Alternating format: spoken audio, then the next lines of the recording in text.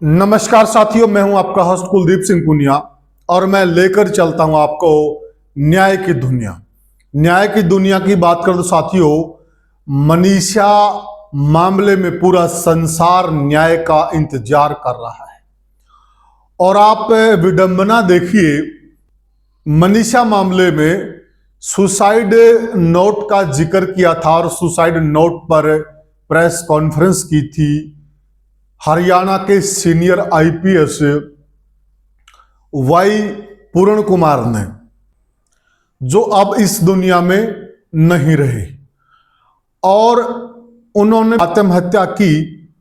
इससे इस बात का तो अंदाजा लगाया जा सकता है कि जब प्रदेश के इतने सीनियर अफसर, जिनके कंधों पर जनता को न्याय देने का भार है, क्या आखिर उनको ही न्याय नहीं मिल पा रहा? इसके दबाव के चलते उन्होंने आत्महत्या कर ली। पूरा जांच का विषय है, जांच होगी और जांच में दूध का दूध पानी का पानी होगा। तो साथियों, अब बात करते हैं मनीषा मामले की। मनीषा मामले में देखा जाए तो साथियों, बहुत लंबे समय से लोगों को 3 रिपोर्टों का बड़ा इंतजार है, क्योंकि ये जो 3 रिपोर्टें हैं मनीषा मामले में, ये बहुत अहम हैं और लगभग इनसे केस सोल्व होने की पूरी उम्मीद है। नंबर 1 पर है जो विश्रा रिपोर्ट है, जो एम्स से आनी है वो। नंबर 2 पर है जो फोरेंसिक की टीम आई थी और उसने घटनास्थल का दौरा किया था, उसकी जो रिपोर्ट है। और नंबर 3 पर है मनीषा की हैंडराइटिंग मिलान की रिपोर्ट। ये तीनों रिपोर्ट इस मामले में इतनी ज्यादा अहम हैं कि बहुत बड़ा रहस्य इन तीनों रिपोर्टों में छिपा हुआ है। जब ये तीनों रिपोर्टें सीबीआई के हाथ लग जाएंगी और सीबीआई इनका अध्ययन करके वो इस हालत में जरूर होगी कि लगभग उनको ये मालूम पड़ जाएगा कि मनीषा मामले की सच्चाई क्या है। अब इन तीनों रिपोर्टों का इंतजार कर रहे थे और खबरें इस प्रकार की मिल रही थी कि इस बार जब सीबीआई दिल्ली से आ रही है तो उसके पास ये तीनों रिपोर्ट हैं। परंतु अभी जो हमें जानकारी मिली है, जो मनीषा के पिताजी संजय ने बताया है, कि सीबीआई ने अभी इन तीनों रिपोर्टों का कोई जिक्र नहीं किया है। शायद उनको ये रिपोर्ट नहीं मिली होंगी, ऐसा अनुमान दर्शाया जा रहा है। तो लग ऐसे रहा कि अभी तक हो सकता है कि रिपोर्ट्स आने में देरी हो रही है और देरी की वजह से अभी रिपोर्ट सीबीआई के पास नहीं पहुंची हैं। इसलिए मनीषा के पिता का कहना है कि अभी तक सीबीआई ने हमारे को इस विषय पे कुछ नहीं बताया है। और इस बार बड़ी उम्मीद की जा रही थी और खबरें भी मिल रही थी कि इस बार सीबीआई लगभग तीनों रिपोर्ट लेकर आएगी। अब चलते हैं खबर के पूरे मजमून पर। साथियों, 6 तारीख को सीबीआई हरियाणा लौटी और हरियाणा में भिवानी डिस्ट्रिक्ट के जो गांव हैं ढाणी, लक्ष्मणगढ़, वहां पर पहुंची और ये गांव मनीषा का गांव है। इस बार एक नई बात हुई।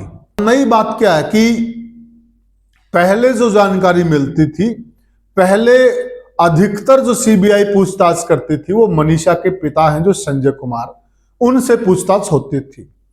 इस बार सीबीआई ने जो मनीषा के दादाजी हैं रामकिशन जी और उनके भाई हैं, उनसे पूछताछ की है और उनसे कई देर पूछताछ की। मनीषा के पिता संजय सिंह उस वक्त घर पे नहीं थे, वो बाहर थे। तो सीबीआई मनीषा के जो दादाजी हैं दोनों, रामकिशन जी और उनके भाई, उनसे पूछताछ करके चली गई। सीबीआई की जो टीम है इस बार, इसके अंदर 5 सदस्य हैं। अभी सदस्यों की संख्या कम है और सीबीआई अभी भी जो रेस्ट हाउस है वहां बनी हुई है। जानकारी ये भी मिल रही है कि इस केस से जुड़े हुए जो पुलिस के अधिकारी हैं, सीबीआई ने उनसे भी पूछताछ की है और वहां वो पुराने कागजात खंगाल रही है, पुराना रिकॉर्ड खंगाल रही है, ये भी जानकारी मिल रही है। अब सबकी निगाहें सीबीआई की तरफ बहुत ज्यादा उम्मीद से लगी हुई है कि सीबीआई जल्दी से जल्दी इस मामले का पटाक्षेप करे। और इस बार तो बहुत ज्यादा उम्मीद थी कि लोगों का ऐसा मानना था, जानकारी इस प्रकार की मिल रही थी कि सीबीआई को तीनों अहम सबूत मिल गए हैं। लेकिन अभी कुछ दिनों का और इंतजार करना पड़ेगा। जब ये तीनों रिपोर्ट सीबीआई को मिल जाएंगी, उसके बाद सीबीआई और ज्यादा नजदीक होगी केस सुलझाने के, ऐसा कहा जा सकता है। संजय जी ने यह भी कहा कि देखिए, सीबीआई अभी खुल के तो कुछ नहीं कह रही है, परंतु उन्हें लग ऐसा रहा है कि सीबीआई जिस प्रकार से वो सवाल पूछ रही, जिस प्रकार से उनकी बातचीत होती है, कि सीबीआई मामले को हत्या मानकर ही जांच कर रही है, ऐसा संजय जी ने बताया है और जांच उसी आधार पर चल रही है। बड़ी खबर यह है कि साथियों, जो घटनास्थल से एफएसएल की टीम दिल्ली पहुंची थी और उसकी रिपोर्ट का सबको इंतजार था, परंतु इस बार ये जानकारी मिल रही है कि अभी कुछ दिनों का और इंतजार करना पड़ेगा। तीनों रिपोर्ट जब सीबीआई के पास आ जाएंगी, उसके बाद अगली बातें होंगी और सीबीआई हो सकता है कि उसके बाद कुछ अपनी तरफ से बातें रख सकती है, ऐसा भी हो सकता है। 11 तारीख की यह घटना है, मनीषा मामले की 11 अगस्त की वो घटना थी और उसके बाद 13 को मनीषा की डेड बॉडी मिलती है। 13 को मनीषा की डेड बॉडी मिलती है तो उस वक्त लगभग समाज और अन्य लोग और जो लोकल पुलिस, स्थानीय पुलिस है, वो भी इसको हत्या मानकर चल रही थी और हत्या का मामला दर्ज हुआ था। उसके बाद जांच चली और उसके बाद आपने देखा किस प्रकार से जनता का जो जन समर्थन है वो मनीषा को न्याय मिले इस उम्मीद के साथ ढाणी लक्ष्मण पहुंच गई। वहां आसपास के एरिया में भी पहले धरना चला, उसके बाद गांव में धरना चला और उसके बाद जब बड़े जो किसान नेता हैं उन्होंने धीरे धीरे मामले को संभाला। हो सकता है कि बहुत ज्यादा नुकसान हो सकता था, आगजनी की घटना या अन्य कोई घटनाएं घट सकती थी, जिस प्रकार से लोगों में गुस्सा था। लेकिन यहां तारीफ करनी होगी, कई जो सामाजिक नेता, जो किसान नेता थे, उन्होंने मामले को अच्छे से संभाला और कोई बड़ी घटना नहीं हुई। अच्छी बात है समाज के लिए और होनी भी नहीं चाहिए साथियों, क्योंकि जो भी संपत्ति का नुकसान होता है वो सबकी संपत्ति हो, हमारी सबकी संपत्ति होती, वो पूरे प्रदेश की संपत्ति होती है। अब लोगों ने तो शांति बनाई, संयम रखा और आज भी लोग संयम और शांति बनाए हुए, बहुत अच्छी बात है, रखना भी जरूरी है।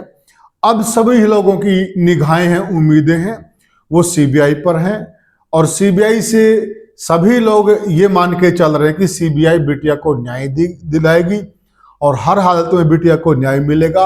इसमें चाहे कोई खास आदमी हो, कोई आम आदमी हो, अगर हत्या हुई है तो उसको दंड जरूर मिलेगा, उसको सजा जरूर मिलेगी और सीबीआई के हाथ और कानून के हाथ बहुत लंबे होते हैं, उस तक वो जरूर पहुंचेंगे, ऐसा सभी लोग मान के चल रहे हैं।